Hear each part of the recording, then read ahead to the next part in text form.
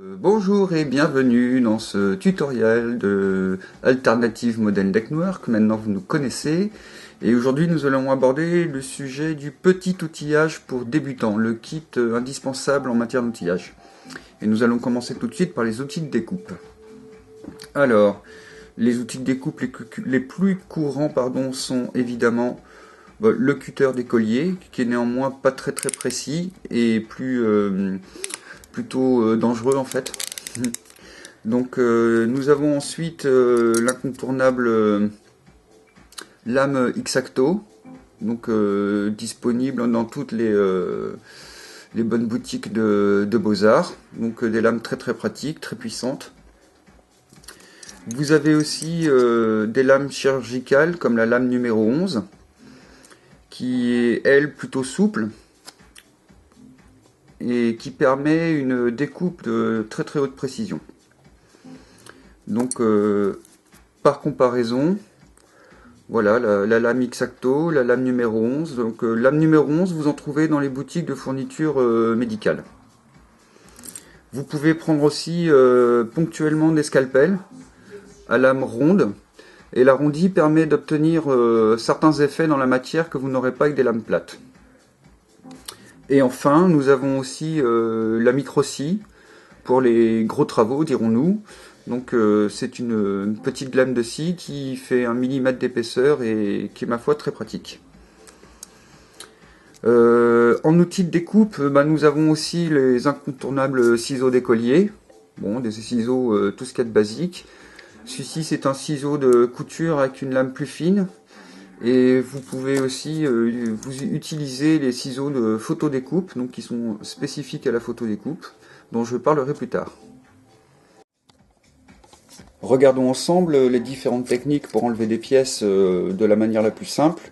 Donc vous, avec les petits ciseaux d'écolier, évidemment, vous pouvez venir découper votre pièce tout simplement comme ça. Voilà, vous pouvez les faire à la chaîne, hein, c'est pas un souci. Attention aux pièces sauteuses. Néanmoins, vous pouvez aussi utiliser le cutter si vous êtes plus délicat. Et dans ces cas-là, veillez bien quand vous découpez au cutter de retourner la grappe. Et vous aurez le petit tenon qui sera beaucoup plus accessible. Et là, le doigt sur la pièce, un petit coup de lame vers l'avant, et ça va tout seul. Vous pouvez le faire avec aussi la lame X-Acto, mais je le déconseille parce que garder la lame X-Acto pour des travaux plus précis. Ça, c'est du découpage grossier, donc on le met de côté. Voilà pour le dégrappage. Passons à présent aux outils de limage, en fait, d'abrasion. Donc les plus courants sont évidemment la lime à ongles, disponible à peu près partout sur Terre. Donc avec l'avantage en plus d'avoir deux côtés abrasifs différents. Nous avons là les limes diamants, qui sont très pratiques parce que très résistantes et précises. Voilà, toutes les formes, hein, carré, arrondi, triangulaire et bien évidemment plate. Donc vraiment ça c'est indispensable pour avoir de pouvoir faire de belles finitions et puis de travailler sans, par exemple, utiliser trop le cutter et risquer de se blesser. On peut même y aller jusqu'aux limes là un peu plus destinées à la menuiserie, mais qui sont quand même ponctuellement utiles. Et enfin, je conseille l'utilisation du papier de carrossier, voilà, qui est très pratique, notamment lorsque on fait des phases de masticage. Enfin, on verra tout ça plus tard. Et donc la lime à ongles, voilà, très pratique pour enlever les petits tenons, les petites pièces. Donc quelques coups de lime permettent d'enlever le tenon en toute tranquillité pour avoir un beau roulement bien propre. Voilà. Donc nous avons découpé notre pièce, nous avons limé notre pièce, et évidemment pour continuer notre belle maquette, nous avons besoin de quoi? De colle. Donc les colles les plus courantes, ce sont les colles, moi j'aime beaucoup celle-ci, c'est la colle extra fluide de Tamiya, donc qui permet une application à l'aide d'un petit pinceau extrêmement précis. Donc vous venez déposer votre goutte de colle, la fluidité du produit fait le reste. Vous pouvez même le faire directement entre deux pièces. Nous avons aussi plus classiquement la colle on va dire épaisse ou semi-épaisse, avec petite buse d'application. Ça c'est bien quand vous collez par exemple deux grosses pièces de plastique entre elles, par exemple des coques de bateaux, de sous-marins, de chars, etc. Pour manipuler tout ça, nous aurons besoin de pinces, de petites pinces ou appelées Bruxelles, ne me demandez pas pourquoi. Donc voilà, des pinces plutôt pointues, voire très très pointues pour par exemple tenir des pièces de photo découpe très petites. Ou alors utiliser des pinces un peu arrondies qui permettent de se glisser, d'atteindre des endroits un peu difficiles. Et vous pouvez aussi, le cas échéant, vous en servir pour tenir une pièce pendant que vous la peignez à l'aérographe, par exemple. Vous pouvez utiliser aussi des pinces à dessin, pareil, toujours dans le but de tenir la pièce pour la manipuler.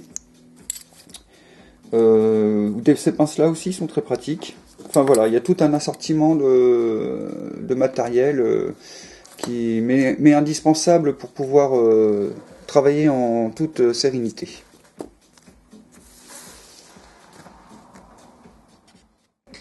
Donc nous avons collé nos pièces, donc à ce moment-là intervient un produit important, notamment quand on veut avoir un rendu propre, c'est le mastic.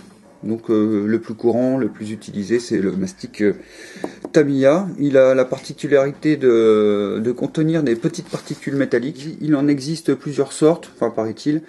Voilà, produit indispensable qui se dilue à l'acétone. Donc moi je l'utilise des fois sous la forme d'une sorte de lait, plus ou moins épais, et je vais vous montrer pourquoi. Si je prends par exemple, voilà, cette magnifique petite maquette de Yak Panther ou un 72, quand je veux mastiquer les aspérités, enfin les trous, je prends le mastic sur le bord d'une petite lame plate, et ben j'effectue mon rebouchage tranquillement. Comme ceci. Et avec une lame fine, un produit bien propre, on arrive à obtenir un masticage de haute précision. Voilà, je prends en comparaison l'autre côté, donc j'applique la même façon de travailler. Donc outil indispensable néanmoins pour obtenir cet effet là. Et ensuite, je peux utiliser donc le lait à base d'acétone. Je peux aussi estomper le jus, comme vous voyez, de manière à le ramener sur certaines zones. Et dans la foulée, ça permet de dégraisser les pièces. Donc on tripote nos maquettes avec les doigts, nos doigts bien gras, et quand on arrive à la peinture, tout d'un coup on se rend compte que la peinture n'adhère pas. Donc c'est que les pièces sont grasses. Donc un petit lait de mélange mastic-acétone vous permet d'éviter cette désagréable surprise avant la mise en peinture. Passons à présent à ce qu'on pourrait appeler l'outillage annexe, mais quand même assez indispensable. Donc par ordre d'apparition, le bon vieux compas d'écolier, qui est très utile pour tracer des ronds déjà pour commencer, et puis prendre des mesures voilà, en utilisant le compas. La petite chignole pour percer avec le petit mandrin interchangeable, vous mettez les mèches du diamètre requis. Voilà, c'est un outil qui est quand même assez important. Dans le même genre d'idée, la petite pointe à percer, à tracer, par exemple pour tracer des veines de bois sur de la carte plastique ou appliquer de la colle. Un petit tournevis de précision, ça sera aussi fort utile parce que beaucoup de maquettes sont pourvues souvent de petites vis diverses et variées. Dans le genre vintage, nous avons la jolie petite chignole de papy qui me sert aussi assez régulièrement. Un outil fiable et comme les anciens savaient faire. Nous avons, alors tiens, voilà un truc intéressant, nous avons la plieuse de photo découpe. Donc ça c'est le modèle vraiment basique, comptez une trentaine d'euros à peu près. Donc pour plier votre photo découpe, vous coincez votre pièce sous la plaque, vous serrez et avec la petite lame, hop, on plie. Donc voilà, dès qu'on veut passer à l'étape supérieure et mettre de la photo découpe, ça s'avère vite indispensable. Donc sinon, les outils de mesure, des outils de mesure un peu classiques, la règle de métal. Ça, très intéressant, donc c'est le rapporteur d'angle. Donc par exemple, quand vous scratchez, vous aurez souvent besoin de cet outillage, par exemple pour prendre voilà, les angles des flancs de véhicules qui sont souvent inclinés. Donc après, vous reportez l'angle sur votre pièce ou sur la carte plastique. Donc voilà, comptez 10-12 euros pour un outil comme ça. Prenez-le en métal parce que c'est garantie de solidité, ne prenez pas plastique. Et ensuite, et enfin, le bon vieux pli à coulisses, voilà. Donc comptez une trentaine d'euros. Indispensable dès qu'on veut scratcher, dès qu'on veut prendre des distances, voilà, intérieur, bon vous comprenez le truc. Donc voilà, ça c'est un outil qui est vraiment très pratique pour faire du scratch de précision. Et en conclusion, sur ce tutoriel consacré à l'outillage, je vais finir avec l'indispensable loupe. Donc pour les vieux comme moi et les myopes, ça vous permettra de moins vous fatiguer. Parce que la fatigue oculaire peut être source de maux de tête importants et de crise dans le couple. Par exemple, pour peindre une petite figurine avec le camouflage petit pois très connu, la loupe vous permettra de moins vous fatiguer et en plus de gagner du temps et d'avoir un bon rendu de peinture. Donc j'espère que ce tutoriel vous a plu. J'ai probablement oublié de l'outillage, quelque chose. Commentez, faites-moi part de vos suggestions. Je serai ravi d'en parler avec vous et on se reverra bientôt pour un prochain tutoriel. Au revoir, à bientôt.